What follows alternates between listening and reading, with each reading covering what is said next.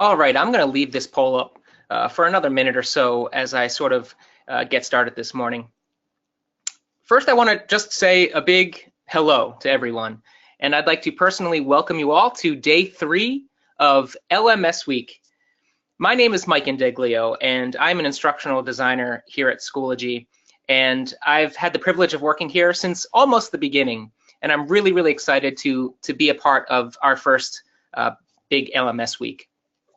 So here at Schoology, we know that adopting your first learning management system or evaluating your current LMS or even replacing an existing LMS is a big deal. And that's why we're hosting these 5 straight days of what we hope are insightful discussions with different subject matter experts, with each session diving into the key stages of the LMS journey, from vision setting and strategy building to evaluating, choosing, implementing, and then transforming learning with an LMS. So our jam-packed schedule has hopefully something for everyone.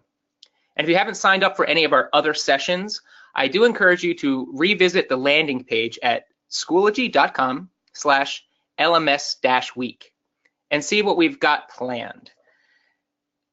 We're going to throw that link, schoology.com/LMS-week, into the chat. And hopefully you can click on that and get some more information on the sessions we've had and the sessions that are still upcoming. So I'm going to go ahead and close this poll out now. Looks like we have a pretty good sample size. And let's go ahead and share those results. So it looks like we've got a good portion of our audience who are either looking for their first LMS or evaluating their current LMS. So I think this will be a great session for you. And for those of you looking to switch LMSs or contemplating whether or not you need an LMS at all, I think that there's a lot of fertile ground for discussion during the next hour with my guest today. So I think this is a pretty good pulse of where we are. And if you don't particularly fall into one of these specific slots, not to fear. I always think that by zooming out and taking a look at the overall picture of what an LMS can and should do and what questions you can ask to find out exactly what LMS would be right for you, if any LMS would be right for you, I think is worth the contemplation for the next hour. So I think there is plenty to discuss today.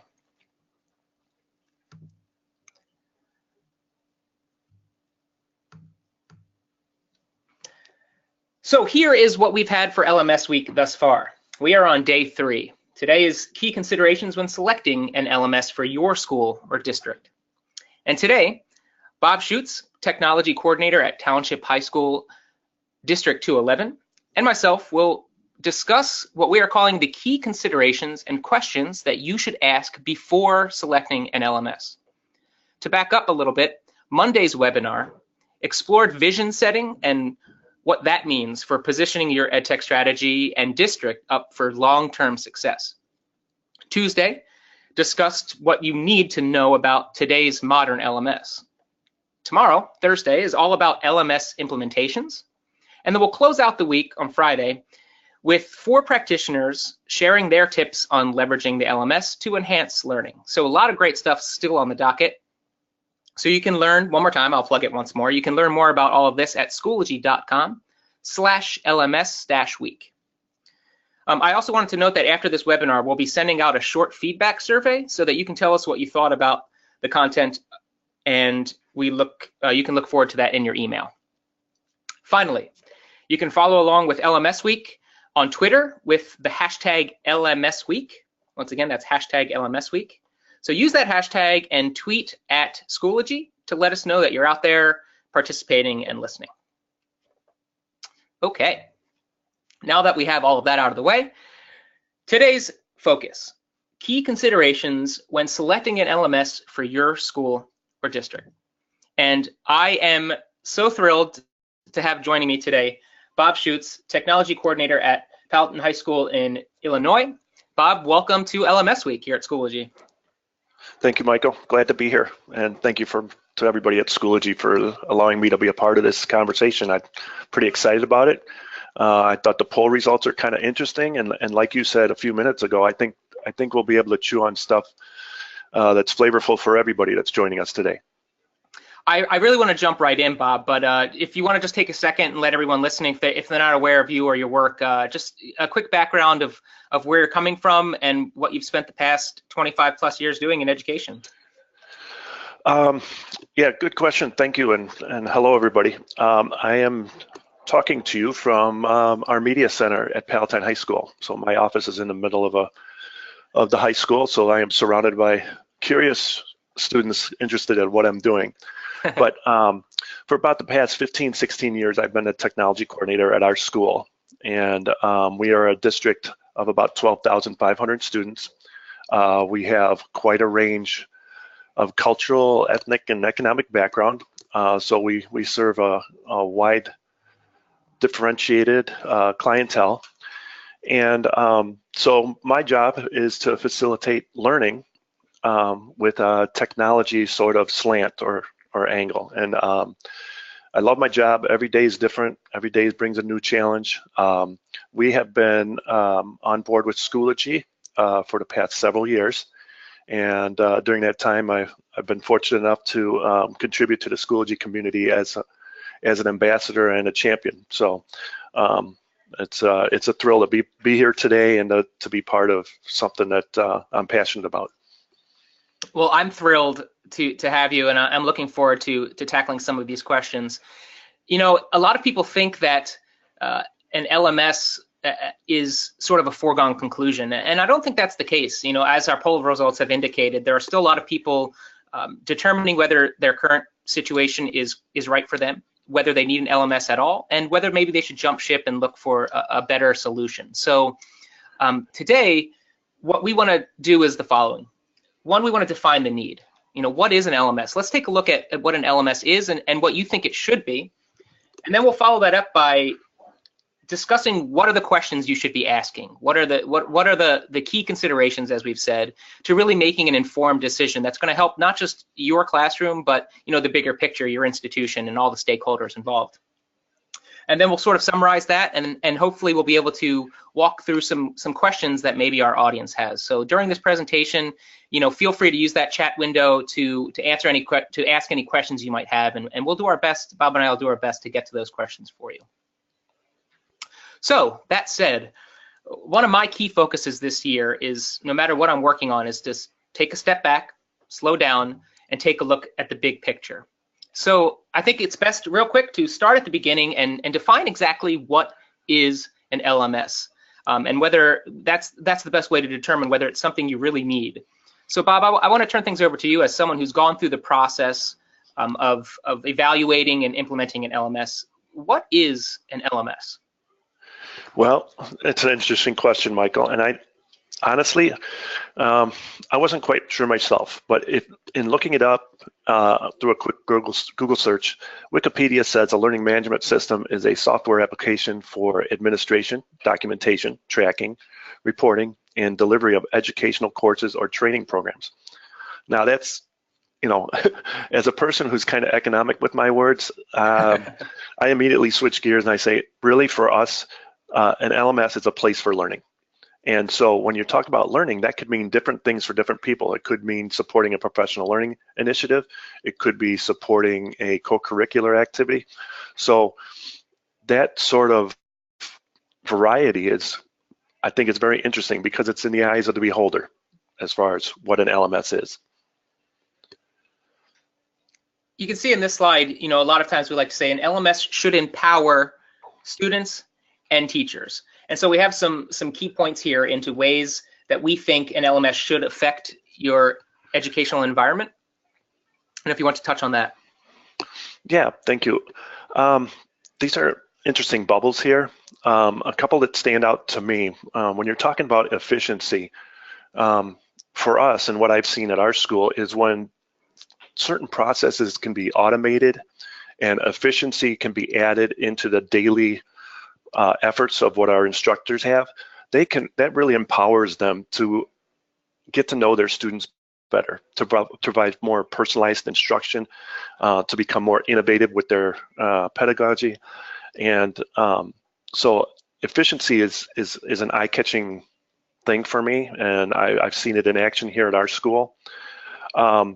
A couple others that really stand out to me, I've learned over time, and others have as well, is that if you're not sure how to navigate the digital world and creating a space for your own research and learning and connecting, then I think an LMS provides an excellent place to set up a personal learning environment. And for me, that means I can create a portfolio of resources that I use or links to people and sites that I use frequently. It means I can write my reflective pieces on a blog. And really, it provides, the LMS provides an arena for me to learn more about developing my digital literacies. One more thing before we move on, is that near and dear to my heart, is that it's a place for our students to, I'm going to use the word digital citizenship, but really what I think of when I see that is more as long as finding ways for our learners to contribute in a digital arena. So becoming responsible with their use of digital tools. And I think an LMS provides an excellent sort of walled garden where they can practice those skills. They can become more versed in civil discourse and having valued learning conversations.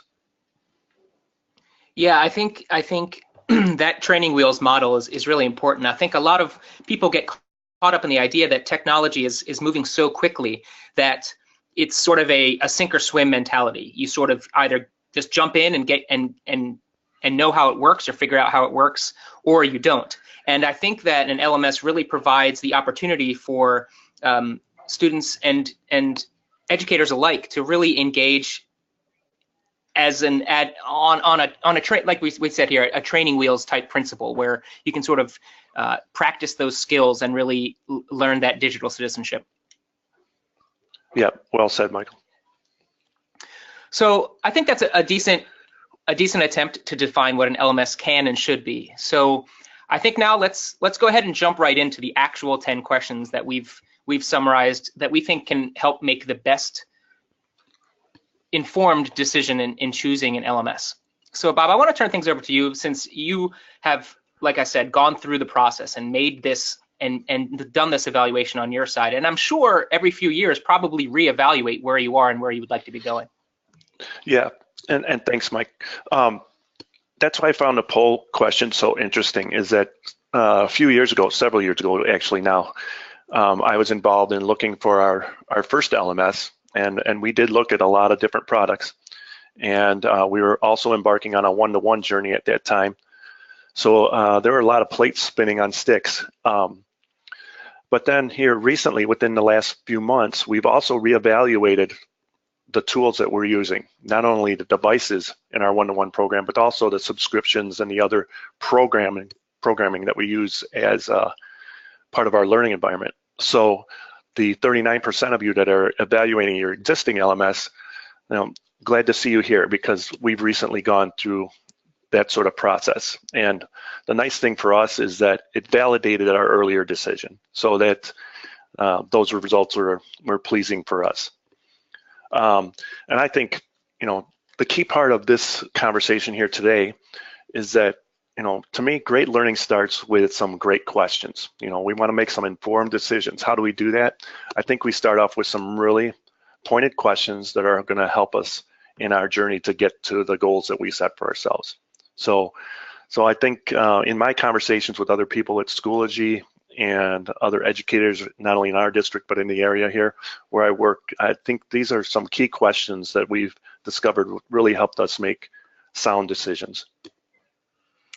Yeah, and right before you start with question one, I think a point you raised there that I think is important to reiterate is that these aren't one-time questions. This isn't a one-time evaluation. Even though, implementing a new piece of technology into a district can be a kind of a laborious and slow process, it's still something that needs to be constantly evaluated and looked at because technology is changing so rapidly. Yeah, I think it's always important to take a look at yourself. What are you doing, and are you maximizing your resources? And as we'll get to later in the slideshow, things are always changing, year to year. And as you mentioned, education can be a little slow to change, but if you can anticipate some of those changes and kind of be ready for them, then I think you can, make some decisions and use some tools and have some resources at your fingertips that makes transition between change a little more smooth, if you will. All right, so let's jump right in, and I'll pitch you the first question, then I'll let you take the floor. Does the LMS support your district's goals, tech strategy, and personal or organizational growth? Yeah, what this, I think, we got some sub questions here as far as the who, what, and where, but combined, we're really talking about why. Why would we make this commitment, or why would we make this change? And I think it starts with identifying your users, who's going to be using the material, the service, and then what experiences do they desire? In other words, where would they like to go with this? You're at a current place now. I used to be in the classroom as a geography teacher, so sometimes I think about things in terms of place. Like, here I am now. Where do I want to get to? Okay, how am I going to do that? So I think in choosing an LMS, you're at a certain particular point in your journey, and you want to get to someplace else. So what are your goals, and then how do you see an LMS helping you get to those goals? And then for me, if there's a resource that's available that pushes us along our journey of personal learning and personal growth at the same time that it enables our organization to improve and grow, then I think that's a terrific partnership. Related to this, I just want to emphasize experiences, and a resource that I use when I have conversation about an LMS is Blackboard conducted a study a couple years ago about LMS usage and optimal usage, meaning how do students perceive the value of the LMS, and how engaged are they in using that tool?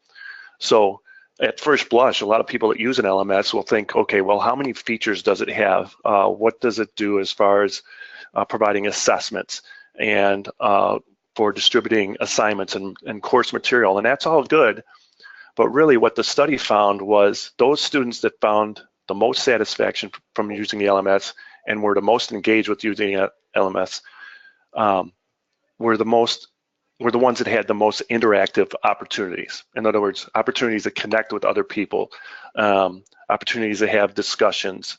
And so if you think about people our age and younger, and they've grown up in an interactive world where almost everything they touch and do has some sort of element of interactivity. So I think that's a key element as far as when you're looking at your goals and you're looking at your LMS usage, what sort of interactive elements does it have to it? So what I'm hearing is ask questions and have a plan. Yes. I like to boil things down. You're good at that. So number 2, is the LMS easy to implement and use? As I had mentioned before, sometimes implementing a new strategy or a new piece of technology into an educational environment can feel like a very, very slow process. I often use the analogy of a giant luxury liner trying to change direction on a dime. It takes time, even if it's being done quickly. So speak to this. Yeah, that's a good analogy that you have. And working in a school, and some people that are joining us today, you can nod your head to this. Sometimes there's a fear of what is the next thing that I'm going to have to learn. I learned a different tool like 6 months ago. Now what are we going to do? And so there's a little bit of apprehension, sometimes fear or anxiety associated with adopting something new. And part of that fear is, well, the unknown and how difficult is it going to be. So I think one of the things you got to evaluate when you're choosing an LMS is how easy is it for people to use. If it's not easy, they're not going to use it. Michael, you and I discussed as we were preparing this presentation, I'm not a coffee drinker, but everybody in my household drinks tea, and I'm not, I'm trying to get better in the kitchen, but early on, we ended up buying one of those Keurig things where you put the K-cup in. Yeah. And now I can make tea for the entire family with no problem at all, because I put the cup in, I make sure there's water in it, and I push a button. So I have no problem making tea for the entire family. And it's that kind of ease of use, that low barrier to entry, that makes me the tea maker in our household. So aside from that, if for some reason I couldn't use a Keurig, then hopefully there's an instruction manual or a support desk or something that can walk me through it. And I think that's an important aspect of having an LMS, is that make the barrier to entry low, and then make sure that there is a support system there for those that want it. And in particular, I think having a link to a support desk, or being able to hover over like a help button, things like that that are there on site within one click away from really supporting people and getting them going and using a new product like an LMS. Yeah, and I think during the early stages of evaluation, those are important and fair questions to ask. What type of professional development do you offer? What type of support do you offer? And then reflecting on your own strategy, what type of rollout / training and professional development are we going to offer? Once again, this is an opportunity to devise a strategy and a plan. Yes. All right, let's move on to question 3. Does the LMS provide mobile access and function? And I know, as someone who's engaged in a one-to-one device initiative, you have some key insight into this.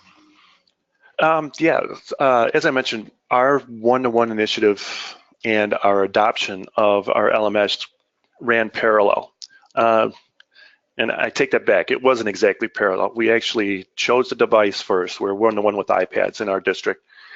And being in it as a technologist for going on 2 decades, it was an exciting time for us, because this is something we had talked about for a long time. It's like, won't it be great when every kid and every teacher has their own mobile device that they can stay connected to learning to 24/7. And I learned a hard lesson, because we rolled out devices and we thought of everything, but we really didn't. And the one thing we missed on was, okay, everybody's got a shiny new tool in their hand. What does it look like? What does the day-to-day operation in our classroom look like? And we realized there was a huge gap, and that gap needed to be filled by an LMS. In other words, take for instance, digital workflow. All right, if you're going to a digital sort of supported learning environment as opposed to analog, what does it look like for a teacher to distribute an assignment, and for a student to receive that assignment, work on it, submit it, and then for the teacher to evaluate it and then provide feedback? So there's several steps there, and it can be kind of complicated. So in our initial search for an LMS, one of the priorities we were seeking was, okay, teachers really want to know what digital workflow is going to look like. How is this going to look in their day-to-day operations of the classroom? And so at that time, Schoology checked a lot of boxes for us, and in particular, satisfying that, reassuring our teachers and our students that moving into a digital sort of environment as far as workflow could be accomplished without a lot of pain. And as we'll get to later, as time has gone on, what started off to be a 9-click process as far as that workflow from teacher to student, back to teacher, back to student, reduced down to five different steps. And now, because we're able to integrate Google resources and Microsoft resources into Schoology, now that process is basically 2 clicks to handle that digital workflow. So that was a long-winded answer, but the fact that there is a mobile app is, that's a godsend for us. That's our students rely on the mobile app 99% of the time. And with that, they're able to capture learning when it's happening. I popped into a classroom the other day, and they had just gotten back from a field trip, and they were able to take pictures with their iPad and upload it into the media album sections of Schoology, where other students could then make comments or like their photos. And it was a really terrific reflective opportunity on what students learned on the field trip, because they were able to capture that and share it with each other. Likewise, their parents were able to get in and see the media album, so they were able to take part in the field trip themselves, even though they weren't there in person. So having that mobile component, I think, is essential in today's world, where we are all becoming more mobile with our activities and our learning. And so I think that's a key piece to have as far as your LMS decision. Yeah, so as the data is starting to bear out, the majority of usage in schools is starting to really go mobile, and so this is an important time to reiterate that when you're making these considerations as to which LMS you'd like to go with, some platforms are exclusively mobile, some don't have a very robust mobile portion, and I think that just starting to look at the data and how students are engaging in technology in the schools, I think is important. And this little chart here shows some of the smaller sample size data we've seen. But just quickly, I don't want to get too bogged down. What do you think is more important to start your considerations with? Do you think that getting devices into all students' hands first before implementing an LMS? Do you think you should get the LMS in place first, or is it something that you think can go in tandem? Yeah, that's an interesting question. And you may get different answers from different people, but our experience when we embarked on this, I thought of it like a three-legged table where you had the infrastructure in place, you have another leg representing professional learning, and then the third leg representing the devices themselves. And we did a commendable job of getting our infrastructure up to speed first. So I felt comfortable about that. We had wireless connectivity throughout our building and in every classroom. Where we came up a little short, I feel, if I had it to do again, I think we were to attack the professional learning aspect through an LMS first and let teachers develop a comfort with the resources and develop and build out courses and see what the environment looked like. And then after that sort of level of comfort was established, okay, now we can embark on a pilot with our devices or roll out the devices completely. So for us, we had to play a little game of catch up because the devices hit first, and then we started weaving in LMS usage, excuse me. And so if I had it to do again, I would definitely switch the order on that a little bit. So moving forward, a few slides back, you had mentioned when discussing mobile, reducing clicks and reducing the amount of time it took to get through the entire student to teacher workflow. A lot of the work I do here, one of the key considerations we make all of the time is how many clicks does it take to get an end result accomplished? And that might seem trite, it might seem like a weird focus, but the truth of the matter is that streamlining the time it takes for teachers to accomplish activities is saving time. And if you were to ask 1,000 educators what their most precious commodity is, time is way up there. So every click is a second that maybe we can save. So really what that boils down to is efficiency. And question 4 here talks about whether the LMS provides efficiency to teaching and effectiveness to learning. It's not just the teacher. So I'll let you speak to that. Yep, and Michael, I think you're spot on with how valuable time is to our educators. And so you spoke to that very well. As I mentioned before, I think adding efficiency to certain processes and automating certain things, I think really, as I said before, empowers teachers to really get to what they find valuable anyway, and that is relating to the students and establishing a relationship and getting to know them and then helping them to learn and grow. And part of that is when you talk to our students, their user experience with Schoology, with our LMS, is what I hear most often is like, you know what, this isn't a lot different than other sites I go to. This isn't much different than Facebook or some other web tool that they're using. So I know that Schoology has won some awards recently for their design and their user interface. And I know that our end users can really speak to that the navigation is easy, it's completely understandable. We have high school students here, but our feeder districts are also beginning to use Schoology. So you got elementary students and middle school students that are also using this space for learning. And they may have different ways that they're experiencing the space. But I'm pretty excited by the fact that students coming to us in high school have already had several years of experience of using this resource. So I'm pretty excited to see that moving ahead, it's going to become more and more about the focus of the content and the engaging with the learning rather than teaching the resource. Yeah, I think that's part of the strategy is always, a lot of people really focus in the beginning about the rollout and implementation initially, but you don't want to shortchange the foresight of once we get, I think kids especially learn these things very quickly, especially if the user experience is well designed. And so you then start to think, well, then what can we do with it moving forward? Right. And I will say that looking at this little table again, sometimes instructors who have developed plans or lessons or resources over years are concerned like, well, we're adopting a new LMS or we're changing what we're doing. What does that mean to all this work that I put in?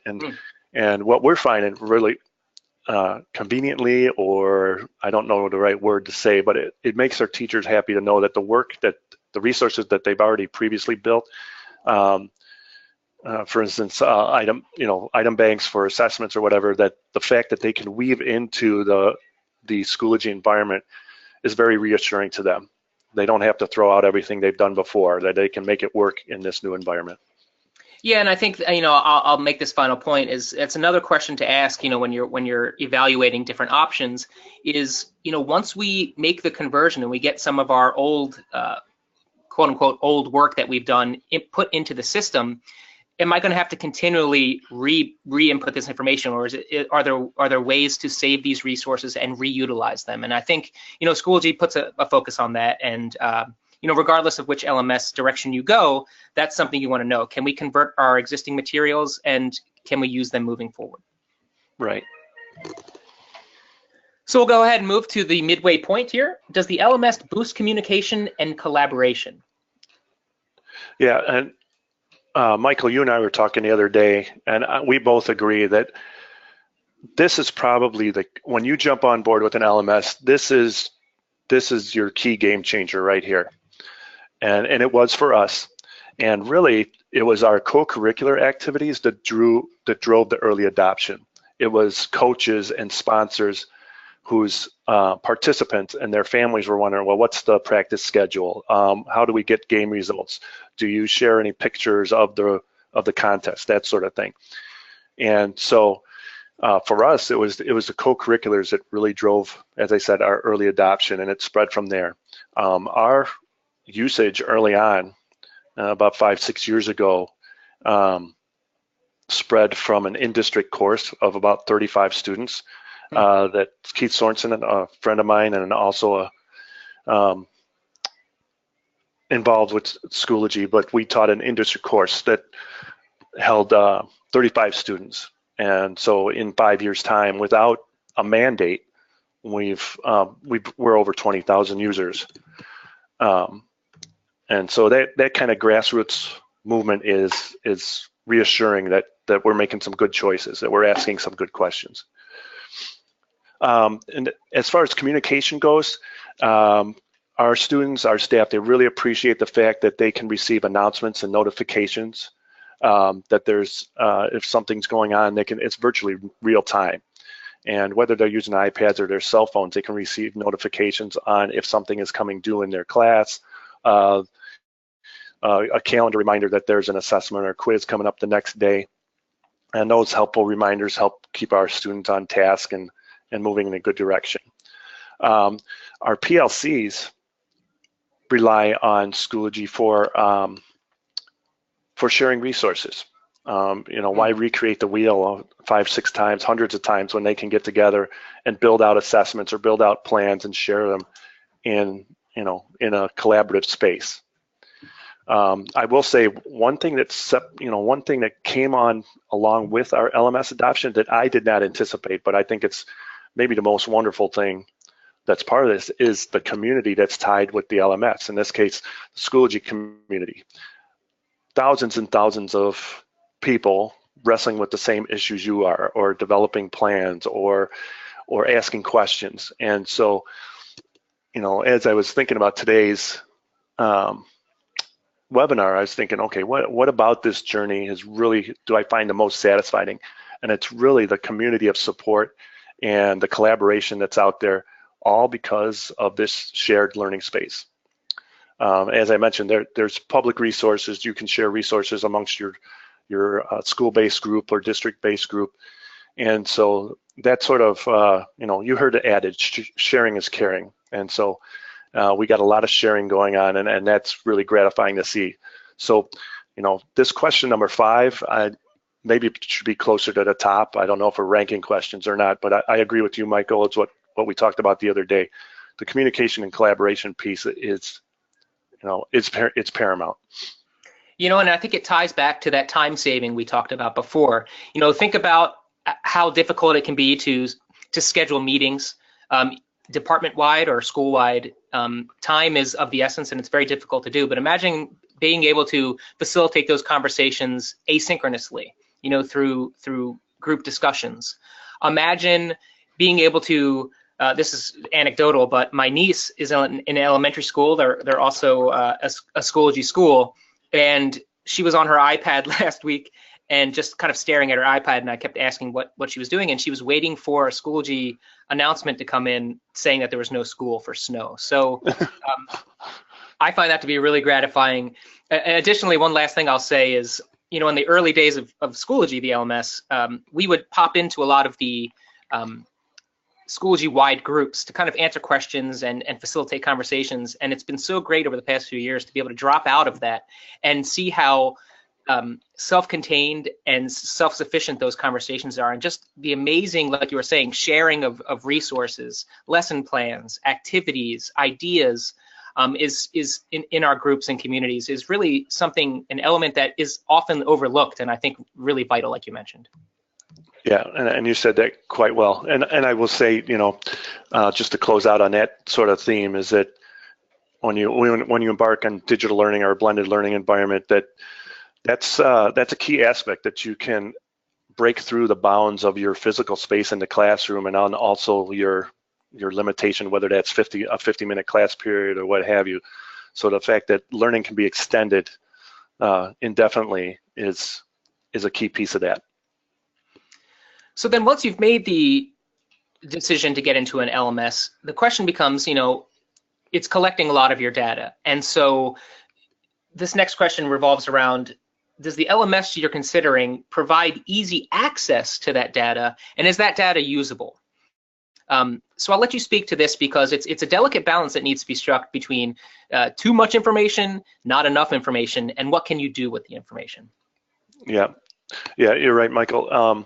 And as you're describing that, I was thinking about the one-click sort of methodology that you're a fan of. And so in the LMS, are you one click away from getting some information that's valuable to you? In this case here, without reading word for word and focusing on the graphic, what this is a little screenshot of mastery reporting in Schoology. And so just even with an untrained eye, those of you that are joining the chat, if you took a quick glance at that, I think it's safe to assume that green is good and the reddish pink might be some areas for concern. And that's what you were talking about, Mike, that when you, at a quick glance, I can get an idea of how well the students are learning. How are we making progress here? Are there certain objectives that we need to cover again? Are there students that just are struggling? And how can we individualize or personalize, differentiate some things for them to give them a pathway towards mastery? So as you said, at a quick glance, I can see how things are progressing as far as learning objectives go in this particular class. But then I can also drill down to seeing specific assessment items or targeting specific students and saying, okay, here's 2 or 3 objectives that you did extremely well on. Here's one that you could do a little better on, and then have that conversation on what sort of supports can we give you, what sort of resources can we add to help you get over the hump with this last objective. And so our teachers really appreciate the fact that at a moment's notice, they can kind of see how things are going, but then if they want to really drill into something more specific, they can. And then this kind of reporting not only is it available to our teachers, but we have advisors in the form of our counselors and parents that if they want to see the student progress, they have access to this information as well. So like it says in that first bullet point, the fact that all of your stakeholders have access to information to help learners advance, that's a valuable piece right there. Takes a village, right? Right, and I think that's a key differentiator to some solutions out there. A lot of times we get asked a lot about Google Classroom, which I think is a great resource. But a lot of, it depends on data, and that data reporting to higher stakeholders is something that a lot of solutions that just are classroom focused don't provide. So if that's something you're looking for, I think that's a key differentiator. We had a couple questions in the chat about teachers specifically resistant to an LMS because they're using Google Classroom and they're quite happy with it, or it's helping them. And you have to know, it goes back to what we talked about in the beginning. It's who are we, what are we trying to accomplish, right? And data reporting outside of just the individual classroom, I think is a key differentiator in that department. I would agree. Moving forward, does the LMS integrate with other services and tools? And once again, here's one we could maybe put a little bit higher, because I think this integration, making your LMS the central hub for all of your tools, is sort of one of, I think, the main advantages of using a robust LMS. Yeah, and I think you said that quite well, and that's kind of the kind of language you use around here when we're describing the LMS as a central hub, with spokes representing different tools that we're currently using. As we mentioned earlier, that sometimes educators are concerned is like, oh, do we have to abandon what we've already been working on because we're going to something different or new? And then in this case, definitely not. And the last slide that you were discussing, Michael, you mentioned Google Classroom. Well, we do have a few teachers that use Google Classroom in conjunction with Schoology, that they use it as to distribute and manage documents, which is very efficient for them. But then they take it a step further by having that availability of the assessment piece or the evaluation and the feedback piece on board. So we have some teachers that use Microsoft Office product, and we have others that use Google Drive and the Google EDU suite. So the fact that teachers have that kind of flexibility, that students have that kind of flexibility, not to be pigeonholed into one tool, is really kind of cool, because then they can build upon their digital literacy, their digital fluency by picking the tools that best serve the project or the endeavor that they're engaged with. And we see our learners, if you will, across the board going in and out and using different tools in conjunction with Schoology. So I like that hub analogy that you use, because that's really what we see every day. And then once again, there's that bullet point on single click efficiency. So it's, you educators that are part of this webinar today, that with each click or tap that takes a student away from focus is a chance of losing focus, if you will. So the fact that we can, minimize those taps and clicks and keep students close to their resources, close to assessment, having it all in close proximity, not only saves times, but it also reduces anxiety for a lot of learners, and just adds to the efficiency of the learning process. Yeah, earlier you had mentioned, you don't want to, or the teachers who say, oh, what do we have to learn this week? What's the new program or technology we have to learn this semester? But you want to flip the script and look at other teachers who are more, I hesitate to say progressive, but who are utilizing more technology and who are really out there testing new things. And you don't want to limit them either, like you were saying. You don't want to say, well, you can't use XYZ program that you like to utilize with your students. So finding an LMS that allows people to bring all of those external tools they're already using or excited about using and integrate them into the LMS and their lessons inside of the LMS, I think is vital and really important when considering which LMS to go with. Yep, I would agree. And in your line of work, Michael, and certainly in mine, the last thing people want to hear is no. That's really not an option. If they've got an idea or a concept, or they have a tool that they're using. They want to know that it's going to work. And so the fact that these tools and resources can talk to each other and be integrated is a huge relief to a lot of our educators. Right, exactly. Moving forward, is the LMS adaptable and scalable to changing needs? And I know you can, from your position, you can speak to this and how integral this is in making a decision. Yeah, as I said, we've gone through a reevaluation process of some of our subscriptions and services and things like that. It's been good to reflect on our decisions. It's been validating in many instances, but at the same time, we've changed in the last 5 years, and maybe it doesn't feel like it, but on the surface. But when you think about it, and we're incorporating more in the way of blended learning opportunities or online courses, those weren't available several years ago, and now they are. And our plans to expand this arena are growing. So the fact that Schoology and a good LMS would have an open API. In other words, they're gonna take the programming from other companies and say, we're gonna work with you, and if your teachers are using product XYZ, well then we got to sit down and figure out how to integrate that into the LMS arena and make it work for you. As I mentioned, if you're thinking, those of you, there's about 18% according to the early poll that were unsure if you even needed an LMS.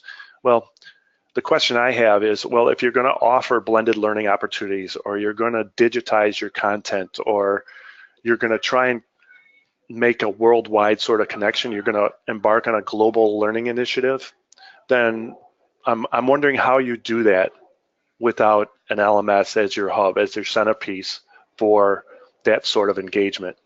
And it's not to challenge the audience, but it's just, if it can be done, I'd like to know how. We've found that having the LMS as our hub, as you were saying, has really added efficiency, because we're not creating something from scratch. There's a place for all the tools that we use. There's a place where our users engage daily. Yeah, flexibility I think is important, and a lot of people are looking for hard and fast answers, definitive answers, and that's just not how things work. Especially in education, evaluation and revision is a constant loop, is a constant necessary loop. That's how we operate here at Schoology as well. So knowing that you have that flexibility moving forward in your LMS implementation, and as things change and as your needs evolve, you want a program, especially if you're in for the long haul, to evolve with you. And I think that's important. I agree. So speaking of in it for the long haul, this LMS you're evaluating, is it reliable? Is it dependable? And is there data that supports that? Do I have to take someone's word for it, or can we see it in real time? Yeah, you bring up a good point. And when it came time for us to decide on our LMS direction, and not only initially, but now in our reevaluation, what are the uptime statistics? The last thing you want is to adopt something new and then it breaks or it doesn't work. And so the fact that Schoology could come back to us with a better than 99% uptime rate was reassuring to us. Now, granted, is everything perfect all the time? No, definitely not.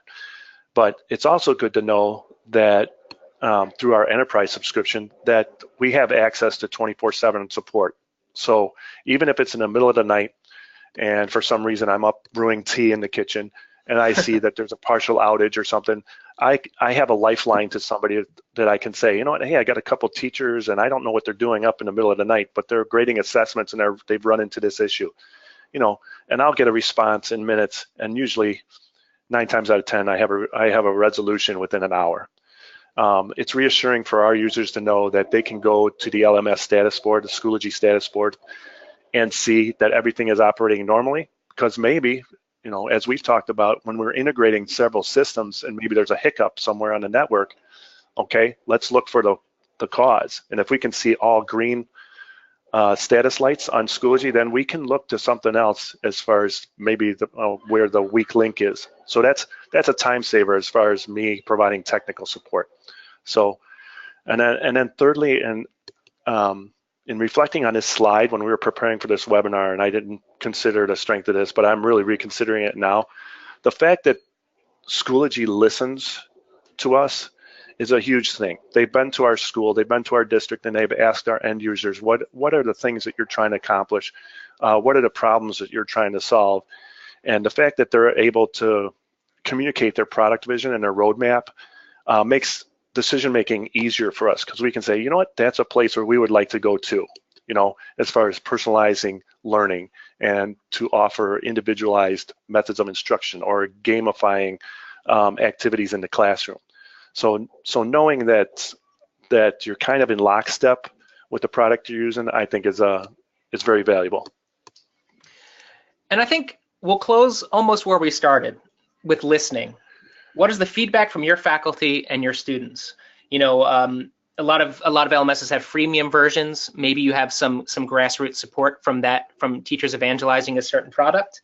Do those coincide with where you're going, like we asked in question 1? So I'll let you speak to some of these bullet points here, and how you've used feedback from your faculty and students in the evaluation process you're undergoing now. Yes, we used a variety of decision-making tools, but really what it came down to is having conversations with our users. And how are they using it?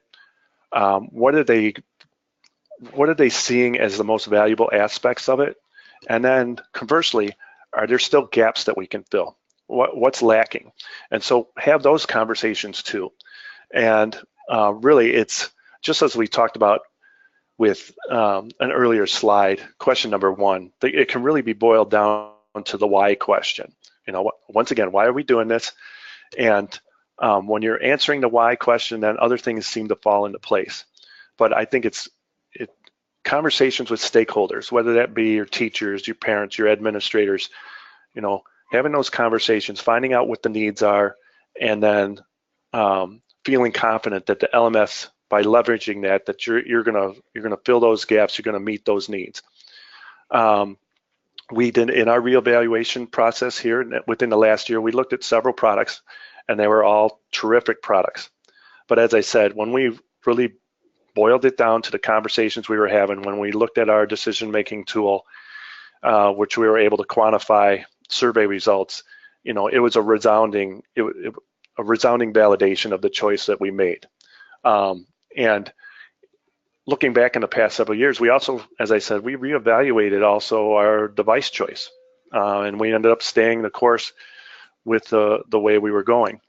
And so to me, as a support person, as a faithful servant of what we're doing in our schools, you know, I feel good that we're making good decisions. And I think it really boiled down to really the point of this whole webinar today is, I think we asked good questions, and we sought advice from other people that helped guide us in asking the right questions.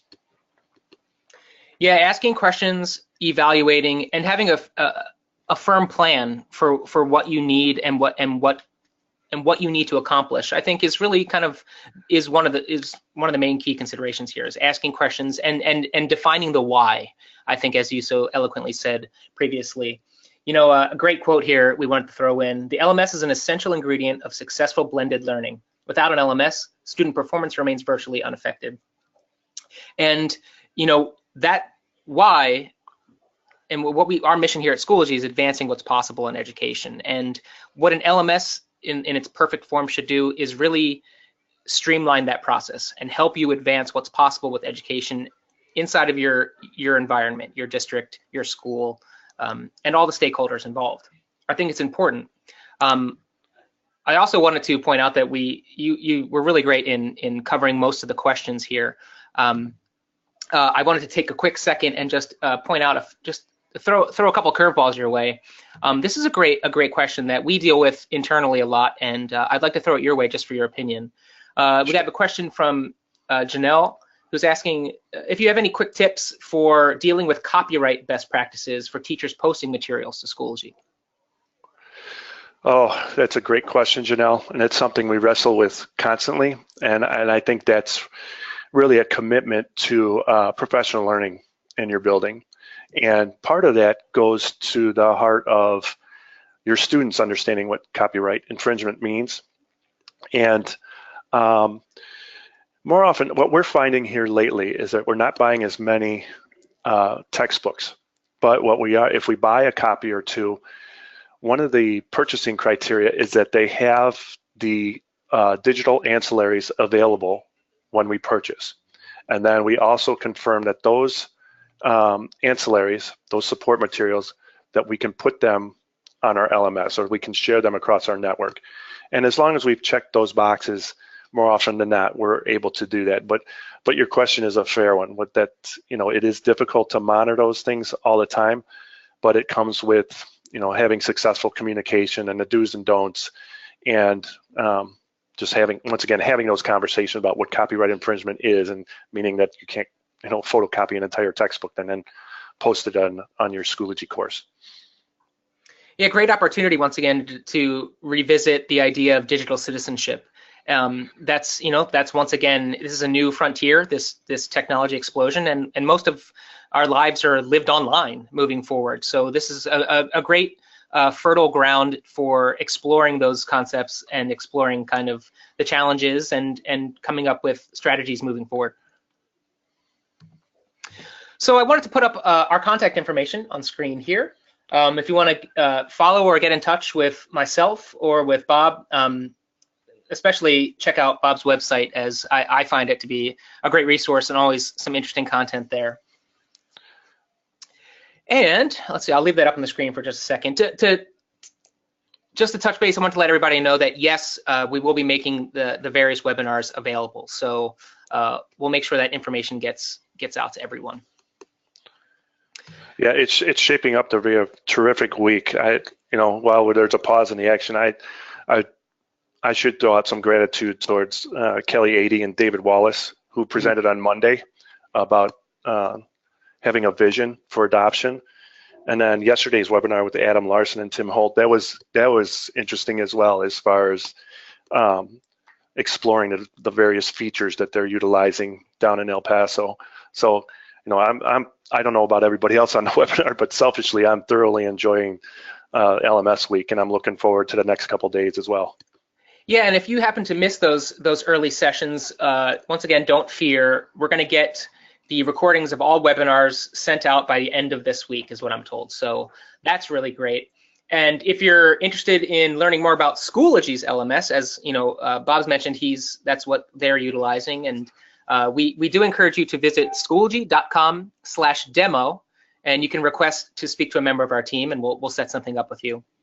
And also, we hope that you'll join us for the remaining sessions of LMS Week tomorrow and Friday, and that you continue the conversation on Twitter. Once again, that hashtag is #LMSweek, and you can also add us at Schoology on Twitter. Bob, just personally, not just this past hour, but even working with you, collaborating over the past 2 weeks has been really exciting. I geek out about this stuff, so it's been really great for me to kind of get to pick your brain and chat with you. So I can't thank you enough for being a part of today's session. It's mutual, Michael. Thank you. So thanks for joining us today. We kept it right at an hour. I hope you, regardless of where you fell on that earlier poll, whether you've already chosen an LMS and you're looking to switch, or you're looking to reaffirm your decision, or if you're in the process of selecting a new LMS or selecting an LMS for the first time, we hope that these 10 considerations help you sort of formulate a plan and formulate a strategy in making these evaluations as fertile as possible and as easy as possible, so that you can develop a strong strategy for implementation and use by your district. Once again, I'm Mike Indeglio, and we've been joined by Bob Schutz, and we hope that you've enjoyed this presentation and continue to enjoy LMS Week here at Schoology.